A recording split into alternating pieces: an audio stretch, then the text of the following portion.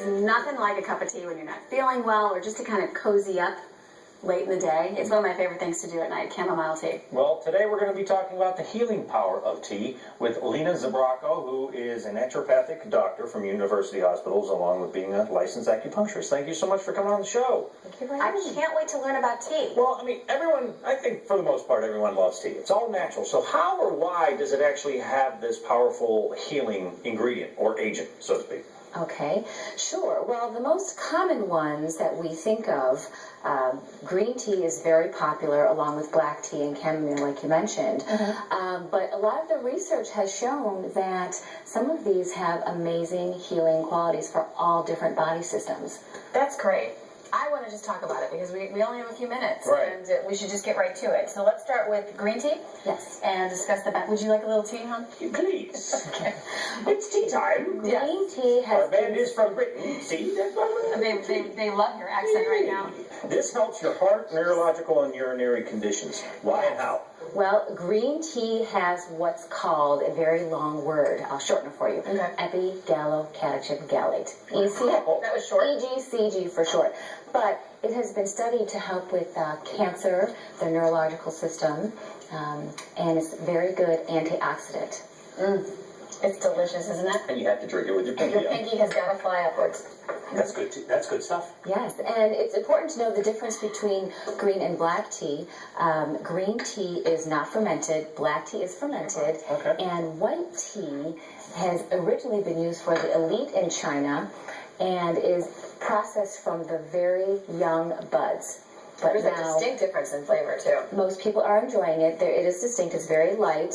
And you'll be happy to know, if you're not a coffee drinker, that white tea has just a little bit of caffeine, where black tea has the most and green tea has just a little bit. Okay. Bottoms up to the black. And the black helps heart conditions and prevents cavities. Who knew? Let's move over to the white tea. Yeah. And this helps bacteria infections and cancer also. This is crazy. I can't believe how many benefits. Well, you know, actually, the word is not out on white tea yet. Research has not really solidified the anti-cancer benefits of white tea, but it's up and coming, and people like the taste of it. It's safe, so why not add it to your repertoire? Yeah, I'm going to add it to my digestive system right this moment. And have fun. Do it like a shot. Hit you quicker. Leave it to a guy. Is that what it's tea like a supposed shot. to do? Yeah, right. All right. Chamomile. This is, you have to try it. Okay. Chamomile tea. This is one of my favorites. And this helps digestion and also cancer. Yes. Chamomile tea Even is just used. smelling it. It's wonderful, right? It smells very Yes. flowery, very mild. It's This used is a lot soothing. in Germany and all throughout Europe in different forms. Teas, tinctures, extracts, pills. But we like to enjoy it if we have an upset stomach. Yeah. It's safe for babies, pregnant women. It's very settling. That's always the word. Now, does it depend on the size of the person how much that they would actually have to drink in order for it to really help? And no matter what size, how often do you have to drink tea for it to really help you, to give you that healing power? That's a very good question. Most people, if they're having an upset stomach, will drink maybe 1 or 2 cups.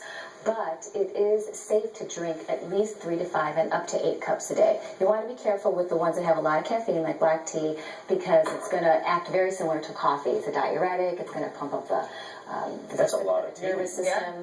But how many days? I mean, do you drink it every day for a certain period of time, or You you can. just do It's this very every day? safe to drink these teas every day. That's You what's want- nice about it. You also want to be careful with some medications and some conditions. You don't want to have too much caffeine. Exactly. Okay. So before you do this, if you've never done this and you want to go on a tea regimen, would you say to consider talking with your physician first? Exactly. Consider talking to your medical doctor or your holistic healthcare practitioner. Last one. Yeah, I've never had this last one. This is my first time. How do you pronounce this? Yeah, I don't know either. This is echinacea tea. And I was going to say enchilada. Enchilada. I'm reading it upside down. Echinacea. Okay, so what's the deal with this one? echinacea has been used throughout the centuries for your immune system, particularly the respiratory system. Very And distinct as well. if you taste that, it's usually added with a few different other herbs and spices, so it has kind of a chai taste to it. Man, that's good. Do you have a favorite? What is it with the pinky? I want to just keep pressing. Do you have a favorite for the taste? Not the healing power, but for the taste. I would probably say chamomile is my favorite. Me too. Yeah, that seems to be the most popular among a lot of people out there. And it is so settling. You have to try tea. If you're not a tea person, you got to try it. Thank you so much. Wonderful information. We learned a ton, and here's more for you. University Hospitals, the number is 216-285-4070, and just think, as you drink and sip and cozy up, you're doing something great for you. Yep. All right, thank you so much. Thank you. When we come back after the break, Skinny Lister is finally going to be performing for us. Okay, and then back to work after